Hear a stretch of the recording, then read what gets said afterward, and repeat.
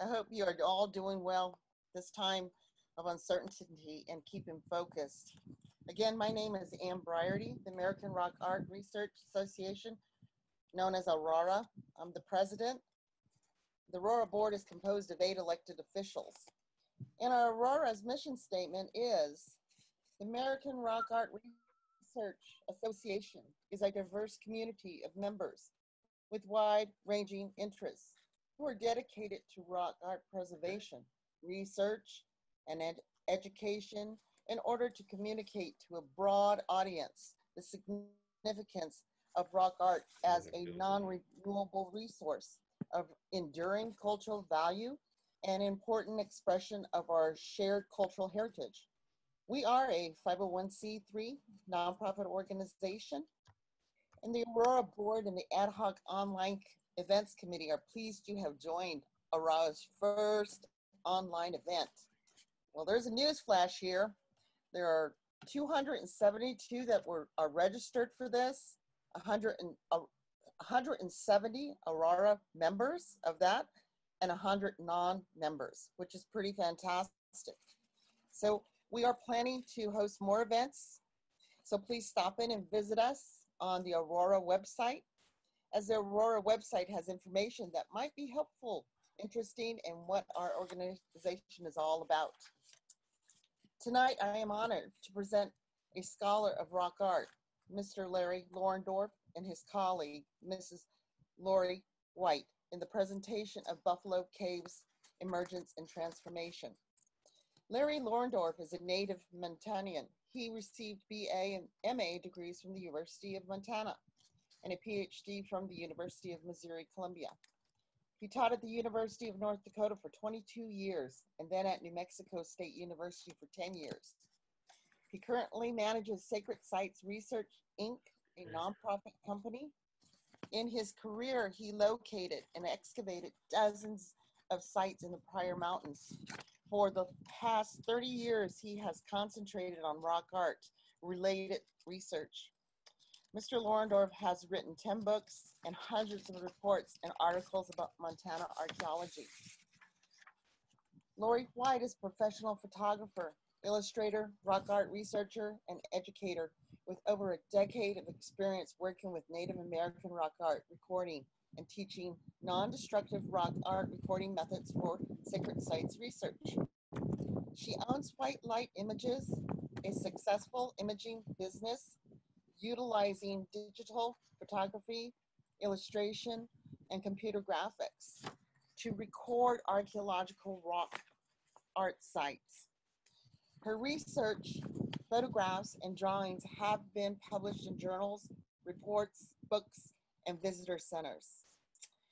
Doyen, thank you, folks. Take care and stay safe. Let's get started. All right. I want to begin by saying that the two of us have worked on this together.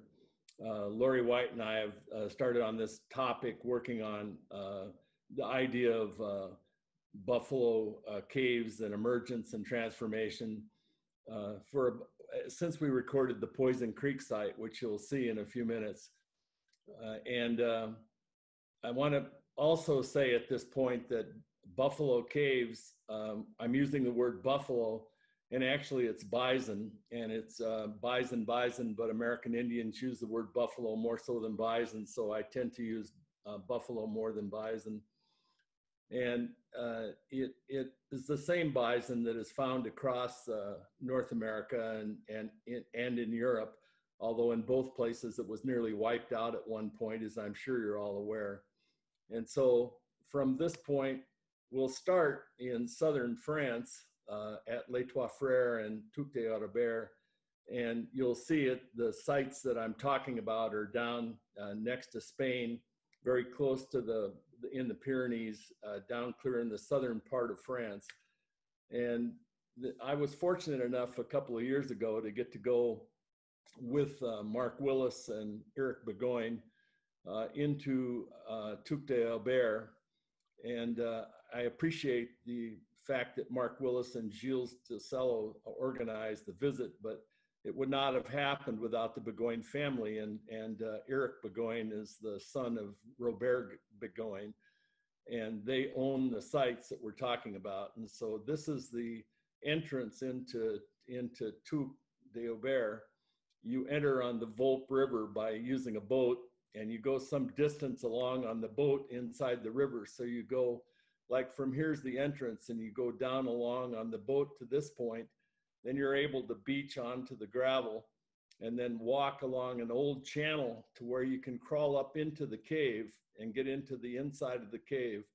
And at this point, you can crawl and slither at points, actually have to go through some very narrow passages. And part of the way you can walk sort of bent over, and you go, and all the way at the back of this cave, at the very, very back of this cave, a half a mile underground, you find these figures. 2 clay bison. They're about 24 inches across and 18 inches high. They're about 3-4 inches thick in thickness. They were formed by clay. They were never fired. They were simply formed out by hand some 14 to 15,000 years ago. The male bison is at the backside, and he is essentially approaching the female bison whose tail is aside. It's as though he is mounting her to produce or to create more bison. I mean, this incredible series of small sculptures survives simply because there was not water dripping from the ceiling of the cave.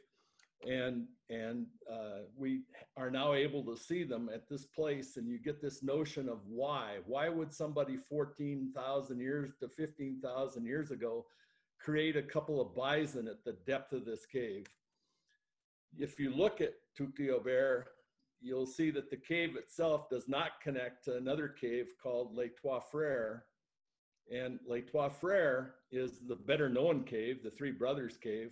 But along the walls inside the Les Trois Frères, you'll discover this sort of mishmash of engravings that are very difficult to figure out what's going on until you start to, this is actually a copy that was made by the Abbé Brule.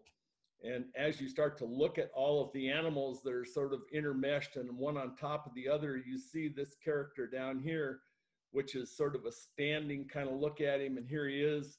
You can see that you have this character which looks to be half buffalo and half human. And he appears to be approaching a buffalo cow, and the buffalo cow has her vulva exposed and her tail aside, in the same notion of prepared in estrus and prepared to reproduce. And so this whole idea of buffalo being born in this cave. And so that the idea of this character is a transformed, or a therianthrope as they call it, or a half buffalo, half human figure that is approaching this cow from the backside. And I started this lecture with these images because I'm now going to go to the North American Plains, where the meeting would have been in Great Falls. And of course, the area is covered with buffalo. And I'm going to talk about North American buffalo and buffalo in caves and et cetera. But I want everyone to understand that this is something not unique to North America, that this is something that seems to be ingrained into humankind, especially when they dealt with herds of animals. And it's much more ancient than just the stuff that I'm going to show you in North America. I'm going to start with some tribes in North America. The Hiddress and Mandan tribes are two of the Earth Lodge village tribes that live along the Missouri River in North Dakota. I'm then going to talk later about the Crow tribe, but we're going to start out with the Hiddress and the Mandan, who are Earth Lodge dwelling tribes. And so if you know what I mean by that, these are Plains Indians who lived in Earth Lodges. These are built by erecting posts and creating a structure inside, and then covering it over with earth, and then allowing sod to grow so that it's over the top of the lodge inside. This is an archaeological site of Earth Lodges, and you can see by looking at it that you have all of these areas where there's the green grass is where the lodge was, and then where the earth collected down below it on the outside, you have the mounds of where the dirt collapsed off the outside of the lodge. So it's interesting that when you look at one of these sites from the air, as you're doing here, when I worked in the Dakotas, I used to get asked all the time by developers, well, why do we have to worry about our road or our pipeline going across that field that's been plowed for 60 years? And this is a great example of an earth lodge village that was plowed for 60 years. And you can see that here are the individual lodges here, and here's the wall that was built around the exterior of the village, so that you have each of the individual lodges. And so 60 years of plowing did very little to destroy that site. And here's the reason why. The debris in that site is so deep that it's like 6 to 8 feet down. It goes down into the earth, way down, because of the amount of trash and stuff that accumulated in and on the site, to the extent that after some 60 to 70 years, they often moved their villages to new locations, not because of the trash so much as because they ran out of wood and other problems. But here's an excavated earth lodge, and you can see the posts for where the rafters were held on central posts. And then you get these storage features, or these caches, that were used to hold the garden products. And when we excavate these sites, we like to get to the bottom of those, because after they were finished with their use as for storage, they became trash heaps, and archaeologists always love to get to that trash that's at the bottom of that. But these original features were contained corn, beans, and squash, and they stacked it into it in a certain order. They made clay around the outside to keep the rodents out. They had several varieties of beans and squash, two, three varieties of squash, and several varieties of corn. And they had exceptionally excellent garden products that they had. Some of these things got so deep, these storage things, that they had to have ladders to go into them. But when we do the excavation, and you can see that we're in the process of water screening here, and these cots that you see are holding all of the debris off one of these excavation units that you see, and you can see it's completely covered with bones. And all of these bones, at least a significant number of these bones, are bison bones.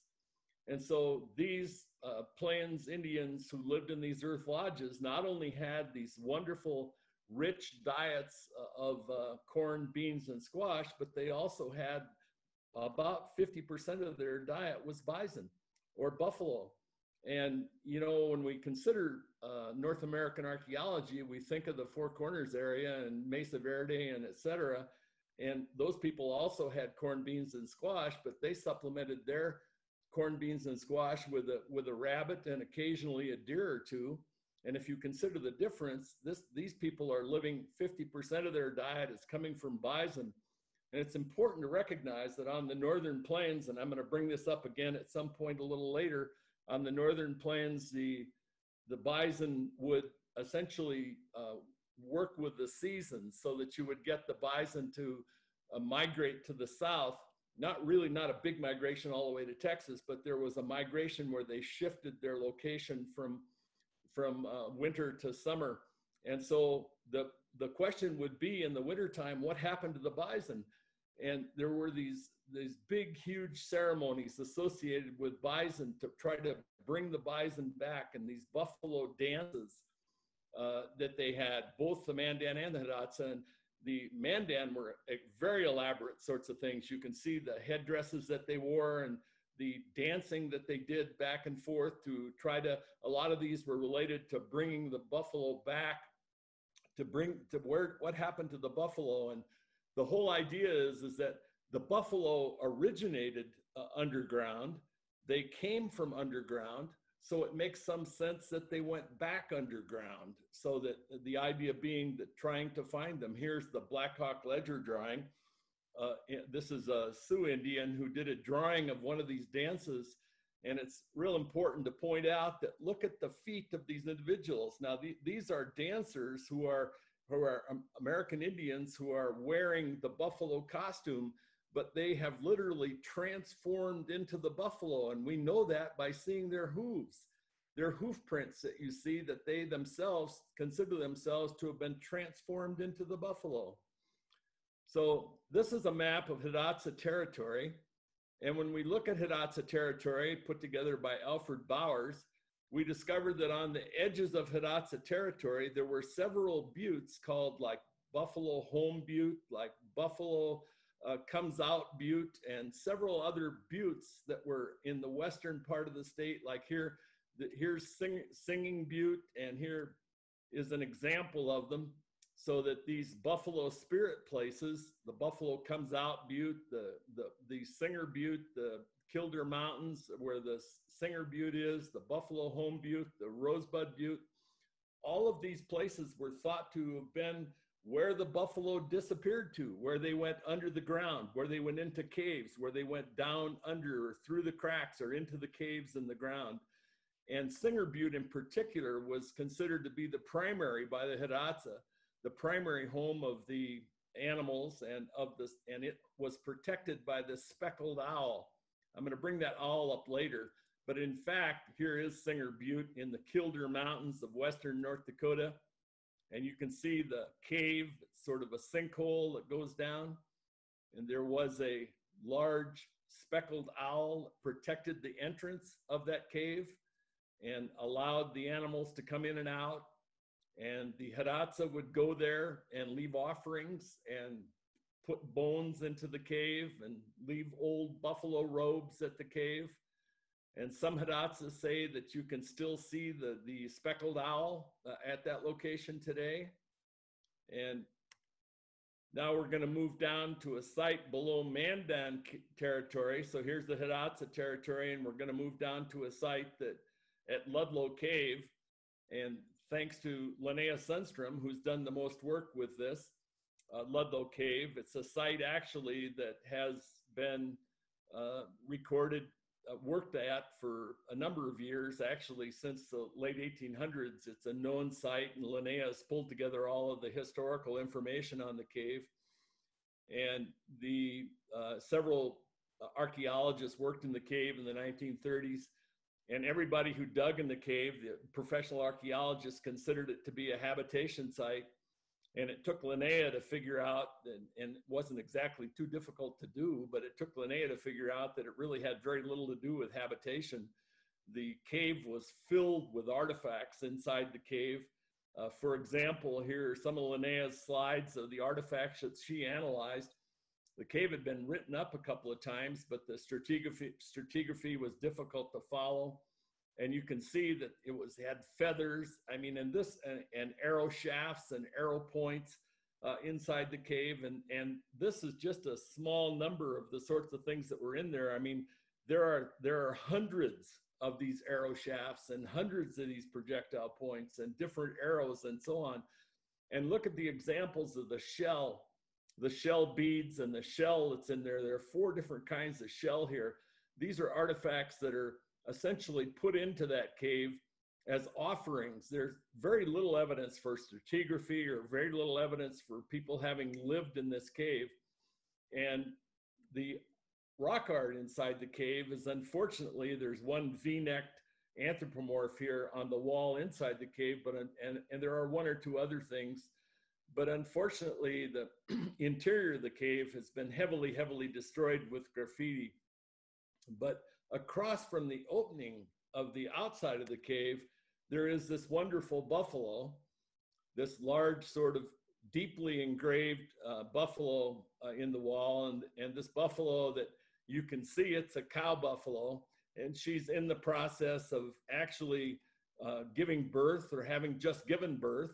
You can see that she's got her rear end sort of humped up, and you can see the calf buffalo down below her. She's got buffalo hoof prints on top of her. There's a great deal of superimposition in and around this with other figures that are on the top of it and some below it and so on. but the main character here, this large buffalo, has just given birth. And so quite clearly, it suggests that this Ludlow Cave is a birthing place for bison. It's a place where the bison were born and came out of this cave. So now we're going to move from Ludlow Cave to a site out closer to Great Falls called Lookout Cave. It's one that Laurie and I and her brother Greg recorded a few years ago. The site also has been known. It's in these mountains, the little Rocky Mountains, right here close to the town of Zortman, Montana. And here is the cave itself. And you'll see Laurie down here recording a panel of rock art. This has both paintings, mostly paintings, in fact, and not too many engravings in this cave. And here I am at this point. You can see that there was a lower entrance to the cave. Originally, before the archaeologists dug in this cave, the dirt level would have been across here about like this and would have covered up this lower entrance, although the lower entrance was obviously open at one point because the roof of the lower entrance is covered in red paint. And the excavations at this cave didn't happen until the 1960s. It was being looted pretty heavily. And Bert Williams, a student at the University of Montana, led a crew there and excavated the materials in the cave. And again, they got, and I'll show you in a minute, all of these artifacts. And it was so overwhelming that Bert wasn't able to actually write it up. And just an archaeologist named John Brumley wrote it up about 5 or 6 years ago. And he got a hold of the artifacts that had been recovered well. I mean, the excavations were done well, and he got the artifacts, and he ended up suggesting precisely the same thing as those people at Ludlow Cave, that this was some sort of a habitation that had taken place here. But when you really look at what's in the artifacts, there's no charcoal, there's no heat cracked stone. I mean, people never lived in this cave at all. Yet there are this is actually an upper cave to the left of the main entrance down below. And there's an inside chamber so that you have both this outer chamber and then up off to the side. This opening allows you into an inside chamber. So there are two chambers. The inner chamber is the one that was filled with bones, just everywhere bones inside there. And you can see here some of the artifacts. Again, these are arrow shafts and arrow points. And I'm showing you a few. Again, it's hundreds of them, not just a few. Or here you have, these unusual, and again, I'm just showing you just a few of the artifacts, but these are unusual fossils and belemnites and various kinds of mica and various pieces of ochre and little chunks of fossils from insides of caves, speleotherms, and et cetera, that have been carried to this cave and placed in it, and bones, hundreds of bones inside the cave. And so, I mean, to think that, it had something to do with habitation is just absolutely wrong. These offerings are placed there for the bison that live inside this cave. Here are the paintings at this cave. I'll start on them. You can see on the right, this is that entrance down below. And you can see how the ceiling or the upper part of that entrance was totally painted red. You can see it on the drawing on the other side. And you can see a series of human figures up here that no one knew anything about until we had D-Stretch to be able to take a look at what was here. And some human handprints, including a couple that appear to have fingers missing, which might be important, as you'll see in just a second here. And you'll see here's that red painted ceiling over that entrance down below.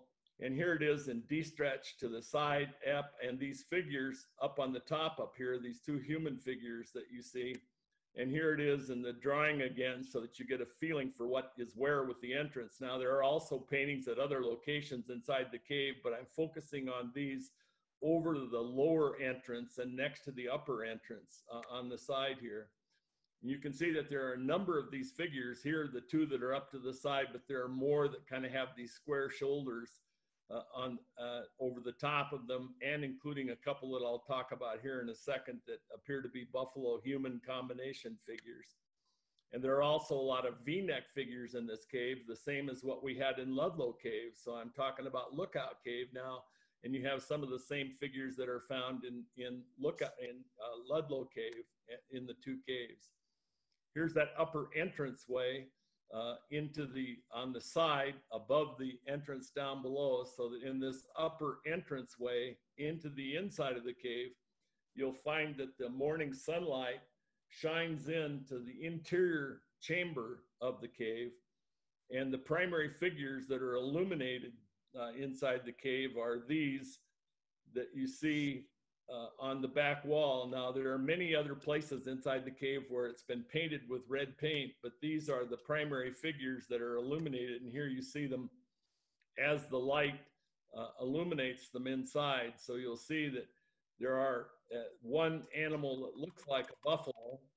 It's a very poorly made buffalo, but you think, you know, well, it doesn't really look that much like a buffalo, but the reason for that is really quite simple. Out of those bones that were found inside that cave, there were some fetal bones, and these fetal bones are bison, buffalo fetal bones, which means that people were taking, as they killed a cow buffalo somewhere outside the cave, they were taking the fetal bones, the fetus, and carrying it to the inside of that cave and depositing it there so that it could be reborn, it could rebirth and come out of that entry and come back to create more buffalo. So that the buffalo not being completed, not being a well-made rendition of a buffalo, makes perfect sense, because it's not supposed to be a totally completed buffalo. It's supposed to be a buffalo in the process of being grown. On the entrance wall, along this side upper entrance wall is where these two figures are. And you'll see that they're on the painted red. The wall was painted red first behind them. And this bottom one down here, it appears to be a full facing black buffalo that's got horns and ears on the side. And this is a buffalo human. I mean, it's not a buffalo, but a buffalo human, one of these combination figures of buffalo and human. The upper one appears to be a profile example of a buffalo human. And now if you go to the top of the ridge above the cave opening, you'll discover there's a rock structure up there. And that rock structure is what we call a fasting bed. And I'll say more about that in just a minute or so. And inside the cave, you'll see in the outer chamber, you'll see that the rock itself is heavily polished. And since we know people weren't living inside this cave, you know, we're inclined to think that people were sitting on these rocks while they were there waiting for a vision, leaving artifacts inside the cave. And interestingly enough, the only human remains found inside the cave are several finger bones. And it was a very common practice for people during seeking a vision or in the process of praying and hoping to get a guardian spirit or to placate the buffalo spirits that were in this cave, that they would cut off a finger and toss it inside the cave. Father Desmet wrote that among the Headdress, the village tribes, or the Mandan, that you could hardly discover in 1852 any man who had all of his fingers. And Robert Loy said the same thing about the Crow Indians in the 1900s. So it was a very common practice to cut off a finger, and those fingers got tossed into that cave and part of the Vision Quest ritual. Now, to finish off Lookout Cave, I'd like to take back to the excavations by Burt Williams, and you'll see down here's that red ceiling on the top of that lower entrance, and there's a rock cairn down here that they uncovered with about their second level down. So you're about 20 centimeters down, and they uncovered a rock cairn. And you can see here's the little rock outline that they recognize as a feature. We'd call it a shrine today. And on that little feature, there is this piece of bone, a piece of scapula, and if you look at that piece of scapula, there it is. And if you look more carefully at it, you'll discover that it was shaped by putting it in a fire. So they held that piece of scapula out and burned the outer edges off around the edges to create the roundness around the top of the head.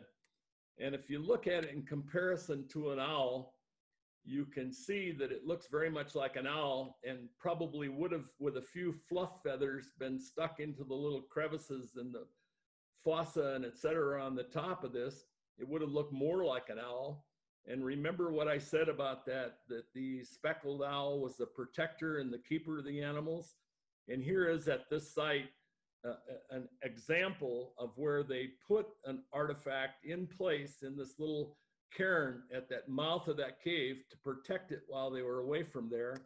And to add to the importance and to verify the whole thing, right above that entrance and right above that cairn, there is in fact an owl track which has been placed on the wall to emphasize it.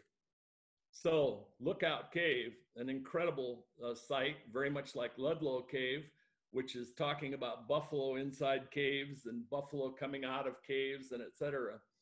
And now, before I leave this area of Montana and into Canada, which is right up here, we should talk a little bit about rib stones. These particular stones are blocks of rock which have been carved with ribs and they're sometimes called buffalo stones. And you'll see here's an example of one which has been chalked, which has now been moved from this location where it was on the prairie where they tried to save it from someone stealing it. But you can see that it's been moved into town. You can go and see it now, but you can see the ribs of the buffalo are on the sides, and this particular one even has the eyes and the horns put into place. These things had essentially spirit holes in them. They were the essence of the buffalo lived inside these. And you would put your offerings at these things to get the buffalo to come out of the rock itself. The point I'm trying to make is it isn't only caves that held this particular spirit. So that in the next coming issue of the American Indian Rock Art volume from the American Rock Art from ARARA, there's an article by Cynthia Sturm and Jim Kaiser on one of these stones. So if you want to learn more about them, you can learn it there in that article. Now I'm going to jump down to the Bighorn Mountains here, and we're going to take a look at this site, which is the Poison Creek site. Now in this particular instance, what happens is that notion of that rock, which contains the spirit of the animal, has now become the whole outcrop. And this we see as the entire back of a buffalo, which is emerging from the ground. And the rock itself has little holes and et cetera, kind of like buffalo fur or buffalo hair. It kind of looks like it's sort of a buffalo hide when you get up close to the edge of the rock. But more interesting is that on this side right over here is this head of the buffalo poking out. You can see it here. I'm standing in front of this buffalo head, which is poking out of the front of the rock. So you essentially have the buffalo in the rock at this location. And on the east end of this, you'll see this big, tall figure here. And if you see, here's Mavis Greer standing in front of it. So it's, it's like 6 feet tall, this painted buffalo on the front of this. Here's a little bit of a closer view of it. And here's Laurie White's drawing of it. And you can see that it's got horns, it's got human characteristics, it's a standing human buffalo type figure. But the most interesting thing is the figure next to it appears to be holding an atlatl, which suggests that this figure is quite old, so that it's, going to be back in that age of more than 2,000 or 1,500 pre-bow and arrow. So more than 600 years ago or so that this was made at this location. Now I'm going to move to talk about the Crow Indians, and they split off from the Hidatsa Indians. They have a number of attributes. They actually did it in 2 breaks away from the Hidatsa, but they moved out into this area of Montana. So they're not living in these earth lodges, and they in fact are living in teepees. They gave up the growing of corn, beans, and squash, and really only grew tobacco that they planted in their gardens. And they lived in teepees, but they lived almost exclusively with the buffalo jump, and they perfected it. They weren't the only tribe. Certainly the Blackfoot and other tribes were very good at using the buffalo jump, but the Crow became very good. at the buffalo jump and driving animals over a cliff.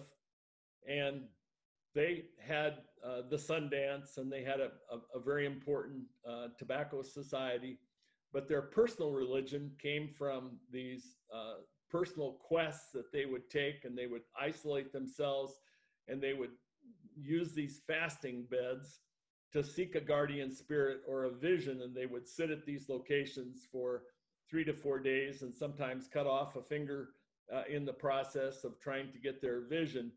And here you'll see that several Crow Indians that in 1971 that are at one of these sites with me, and I've been going to them in the Pryor Mountains.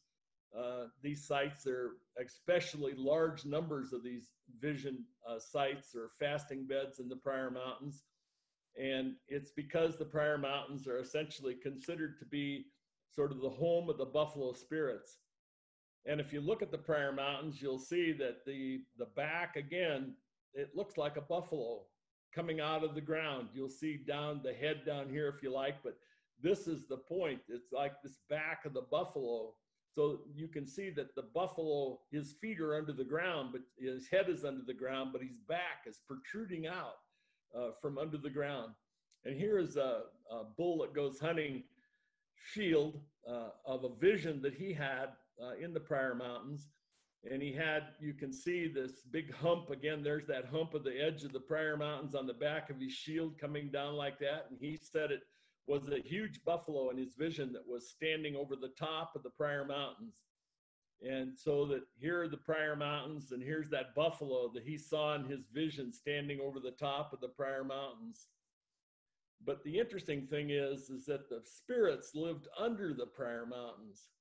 The Pryor Mountains are largely limestone, and you get a lot of these little limestone sinkholes. And there are 3 or 4 of these. I'm going to show you a couple of them. But this particular one, you can see this hole at the top, and you can see the scale over here. It's not big across here. And inside there were some 30 buffalo had been cut up and placed in this, or the bones had been collected and placed inside this cave. So these are, again, this was excavated by us because it was being looted. And you can see that the bones that we're removing from the insides of the cave, and these bones were placed in there just as for the very reasons that we're saying. They're placating the spirits of the buffalo that live in the Pryor Mountains. They don't always have paintings, but we've never used D-stretch in this cave, so we really don't know. We need to go back to some of these caves that we've looked at before with D-stretch, because there's good reason to believe that we could find more in them. Here's another one. And you can see in this instance that the hole for the cave, I mean, there's no way a buffalo could have fallen in there. So the buffalo in the bottom of this cave were placed in there so that they were put down inside the cave with the skulls arranged around the outer part of the cave, and then the other bones put into the inside of the cave. So in essence, what we're doing is we're paying tribute to those buffalo that live underneath the mountains. Now we're going to jump to a site on Bighorn Canyon, and here it is. You'll see this is a reservoir down here called Yellowtail Reservoir. The water right here is around 700 to 800 feet deep, so the river would have flowed way down below this. And we're going to look at these caves up here. And we, a couple of years ago, got some help by a climber, and he put a ladder up to it so that we could get up to the cave. And you can see now what it's like when he's ascending or coming up to the cave, so that you get a notion of the entrance to the cave and what the drop is back down to the reservoir. You have to remember that it would have been another 800 feet down to the water in the river down below. When you get up to the hole in the top, there's a crawl hole at the top, and you go through that hole, and then you go into the inside chamber in the interior of the cave. Once you've gone through the crawl hole, and here's the ladder over here on this side. So here's the crawl hole. You go in, and there are a number of paintings in this cave. And then this hashed area is underground area. and you crawl along here, and here's the main panel. There are other paintings in other places, but here's the main panel right here. And so here it is. It's a panel of a bunch of painted figures on the wall done in a yellowish kind of color. One of them appears to be sort of a buffalo human type figure. He's got a horned headdress on the top and a human type body down below. But the more important panel is this one over on this wall. And it's so you've come around, here's the main panel over here, and you've come around to this panel on this side. And you have at the back of that, you have, and I'll speak about this again in a few minutes, you have two underground chambers back here. But on this wall right here, you have these figures, and you can see that you have a human type, standing type figure that's got these sort of bizarre, here it is in D-stretch, got these sort of bizarre, heavy, high ears and eyes that are oversized, but it's more human than it is buffalo at this point, but appears to be holding on to or attached to a bison. And here it's transformed into a buffalo human figure. And we know that because it has buffalo feet down here, and it has buffalo insignia on it, its horned head up at the top, and then the evidence that it leaves buffalo tracks when it leaves and walks. So you have this transformational scene here where you have a human type figure with a buffalo attached to it, turning into a buffalo human in this cave. So the interesting thing about this is that below this back channel are these two down lower chambers down below. And if you were to go down into there, you go some 20 to 30 feet deeper into the cave, the cavern that goes below. And on the river, before the reservoir was built, this is the only photograph I could find of this before the reservoir was built. And the caves are actually around the corner, and there are a series of rapids right here around this corner. And so if in fact you were in that cave, that upper chamber of that cave in there, you would hear out of that lower area, the rapids would sound like the hooves of a herd of buffalo. And so you have your enlarged ears here because your senses are looking for, listening for that herd of buffalo that you're hearing clear down in the river down below. So let's now work to the Buffalo Highside. And if I didn't say it at the beginning, some of you have heard some of the stuff that I've talked about already in previous lectures, but it starts new now for sure. It's all new. So the Buffalo Highside is from last summer that we recorded in the Pryor Mountains again. You can see here down close to the Wyoming border down here. And here is the site. And Mark Willis drone view of the site, and it's right up here along this side. We're looking out of the Pryor Mountains at this point. And at this point, you can see the site is up here. And in fact, here is the location of the people in the process of recording the site up here. The access to the site was along this ledge here, but it's collapsed now. And you can't get to it. We don't know how long ago that happened, that collapse, but going along that ledge, you come up to these paintings that are on the back wall here, and then on the front wall here. I'm going to show you a series of paintings that are on this wall. And so here's the ones on that wall that is on the other side there, and you have both the de-stretched image and the drawing of it. And you can see that it looks as much like a bird as it does a buffalo. But it's an interesting, tall, standing character. I mean, again, the most interesting thing about this figure is that it stands, this particular figure stands at 7 feet tall. So if you look to the side of that figure, there's a smaller figure. It's actually some 15 centimeters high. So it's really not that small, but it's small in comparison to this big, huge 7-foot figure. And we don't know what it is. Just kind of this little figure. I'll say more about it in just a second. Now, if you look at the face of the side of the panel, up high up here, the main figures on this face right here. And right away, we have to recognize that, again, that looks like a buffalo head, a human buffalo head, that whole character that's up there on that wall. And here's where the main painting is, up on that location. Here it is. This is what it looks like pre-de-stretch.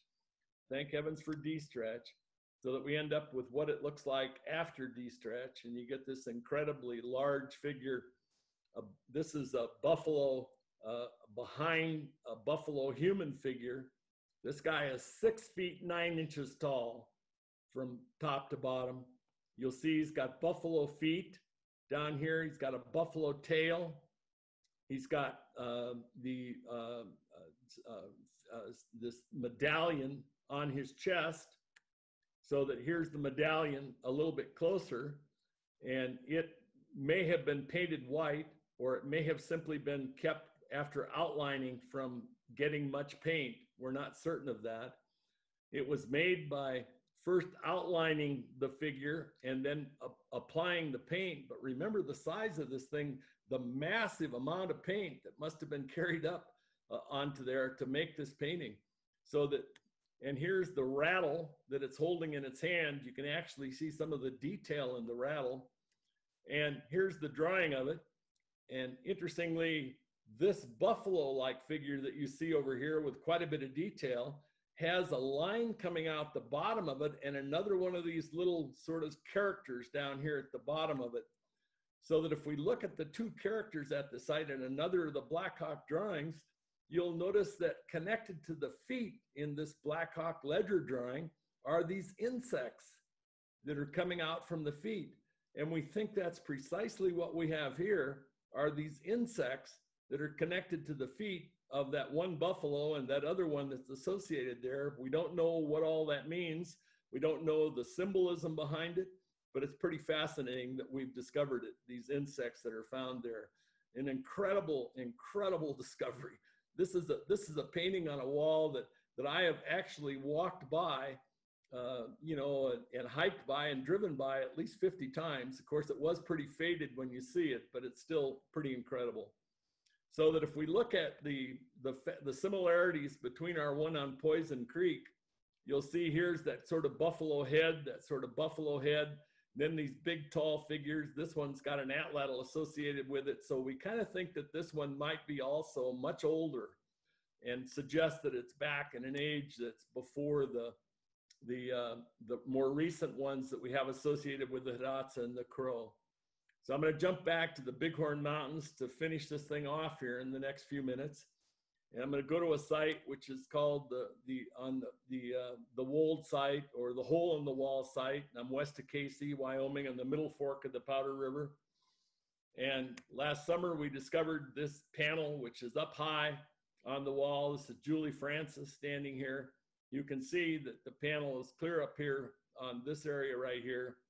And we have Laurie and Mark Willis in the process of photographing the panel, and I'm using the remote trigger for the flash, and for the camera. And Mark Willis devised this system where it's possible for him to put in sync with the camera lens. When the shutter goes off, the flash also goes off, and Laurie that can then move the flash around the image, and she can get the side light to come from all directions. And so it was extremely helpful to her to have this series of photographs, or the overlapping photograph, when she did the drawing of the panel. Here's one of the figures that you see on the panel. It's this high, again, sort of sided thing. It's incised into the wall, and it's got this medallion-like thing on its chest again, sort of reminiscent of something we just saw a few minutes ago, isn't it? And here's Laurie's drawing of it. And you can see that here's that figure with the medallion-like thing on its chest. And here's another figure, kind of a buffalo headdress kind of thing on the top of it, and something happening on its chest. So that here's Laurie's work that in fact, this figure appears, there's an abraded, big, huge abraded area up there. And that huge abraded area up there is on top of this figure that is, you can see the outline of, and that entire outline figure is like a big braided buffalo on the wall, and it has that figure set on top of it. So that here's the figure, and it's got that same little inside sort of adornment. This is probably some sort of a shell gorget that was on the chest of the figure. And then interestingly enough, we had a geoarchaeologist out there last year, and the terrace, the dirt level that was at this it's called the Casey Terrace. And he said that at the point that you would have been able to stand under this panel would have been about 1,200 years. This terrace formed between 3,000 and 1,200 years ago. The point being that, again, we have what appears to be a very old figure up here on the top of this. So just to wrap this thing up here at the end, the Mandan, the Hidatsa, the Crow believed in buffalo homes and caves and in other underground locations. It's important to recognize that they lived in areas where you had dramatic seasonal variations, so that you had winter and summer and seasons that the buffalo would have shifted from one place to the other. Just the same likely as what happened in France in the Pleistocene and the Upper Paleolithic. The buffalo would have disappeared, the herd animals would have disappeared. And so you would naturally think that they went back to the place that they originally came from, in caves under the ground. And so you would develop ways to try to bring them out of the caves, to get them to come back out so that they could be part of your livelihood. And then finally, there's a belief in underground homes as an ancient concept on the North American plains. I think when we first started doing this, we thought some of these things only might be related to the recent Crow Hidatsa type sites, but now we're more inclined to believe that they're at least 2,000 years old and perhaps older. And so with that, thank you very much. This is the number of people that I could think of. I'm certain I've forgotten some. Laurie and I talked about this today, that have helped out with all of this work that we've done over the years. So I can go to questions.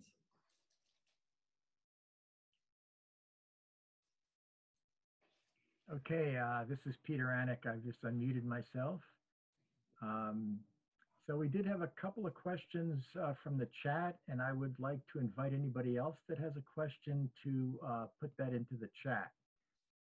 So we had one question said, did the researchers know the origin or provenance of 9 types of, I'm not sure this word, melanchologic excavation evidence?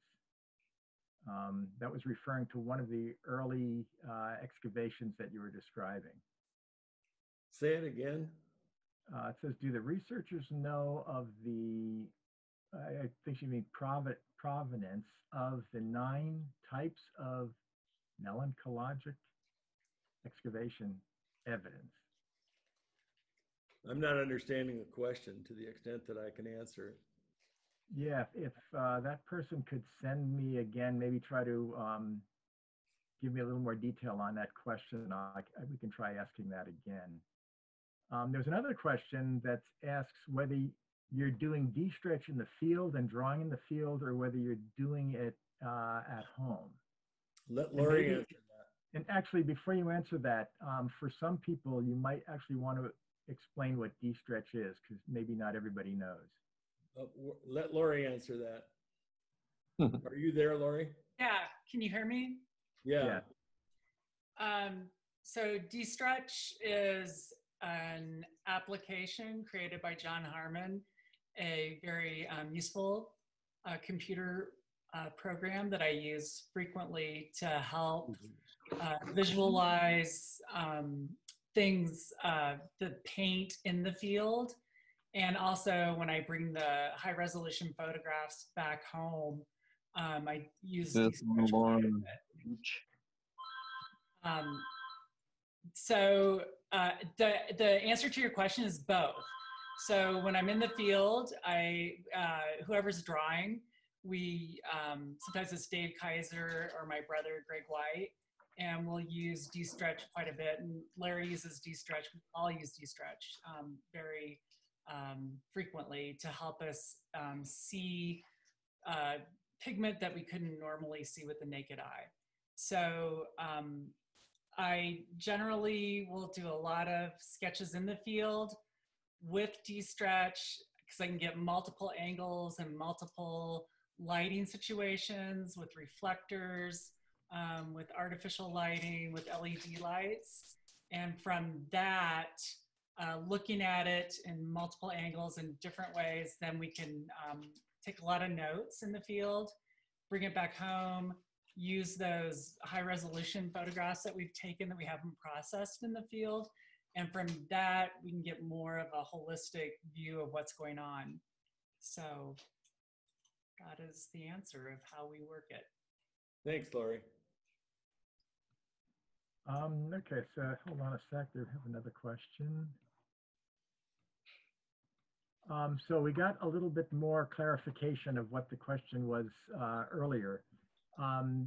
They were asking about the shell fragments and wondering, were those from sweet or salt water, or could you say anything more about the origin of those shell fragments? Actually, it's Linnea that should answer that question, but they're coming from long distances. They're coming from both the Pacific and the Gulf coasts, I'm sure, and some of them could be fresh water, but they're coming from great distances in trade rendezvous sorts of things. And is there something that you hypothesize as why shells would have been important for dealing with the buffalo? Well, they're simply decorative devices. They're simply decorative necklace pieces and et cetera that were left there as offerings, in much the same reason that you might leave some other particular item that was important to you, or something that was a decorative item that you would wear. I mean, for example, say the ivory on elk, ivory elk teeth, which were drilled and used for decorative on dresses. You might leave an elk tooth or leave a couple of elk teeth. You might leave any sort of decorative item. Interestingly enough, in Lookout Cave, there are very few trade beads, very few Euro-American items. And that cave was probably used after those items were available.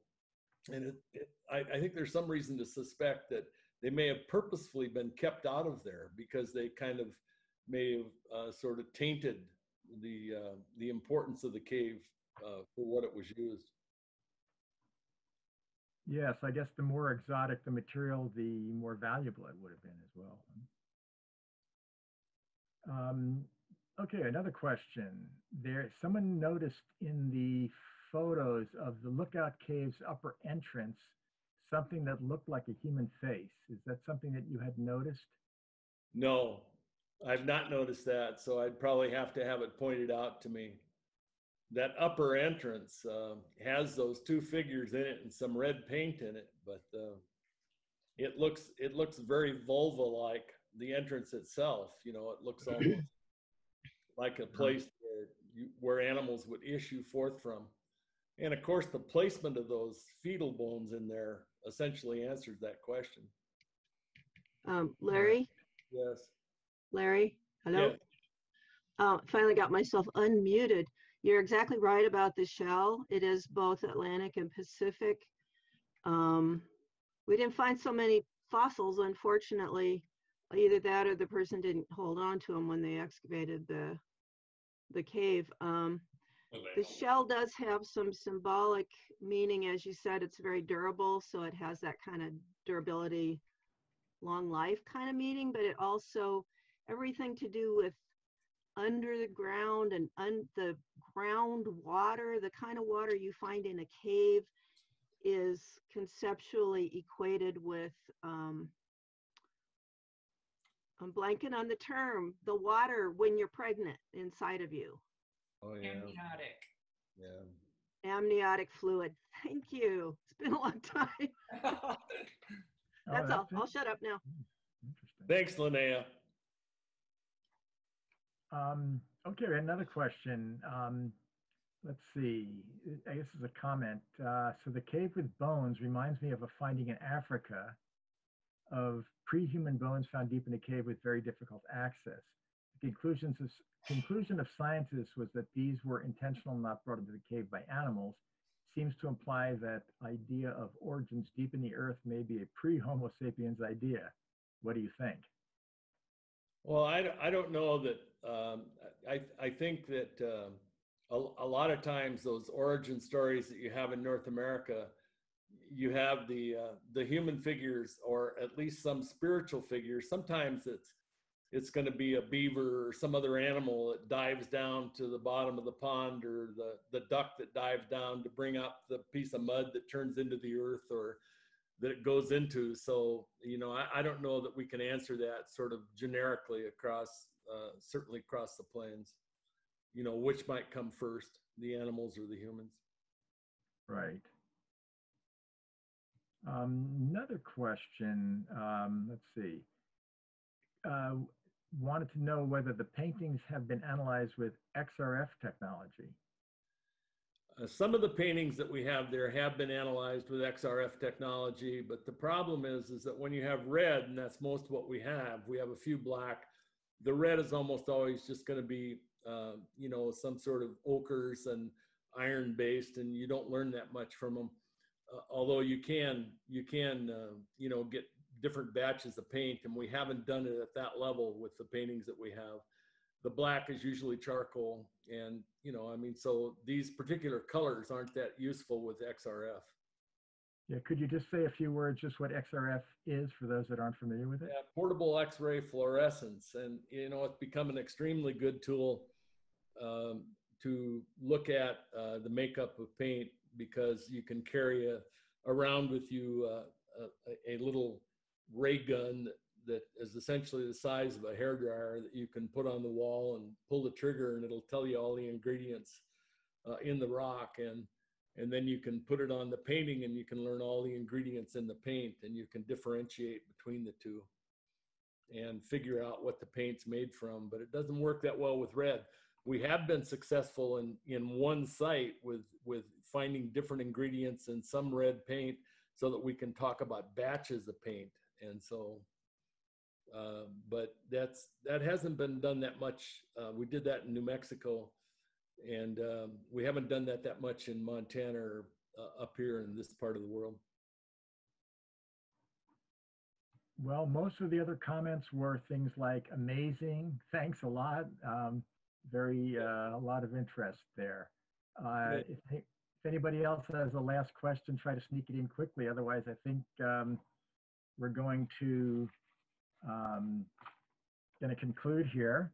So again, thank you, Larry and Laurie, for your presentation. Yeah.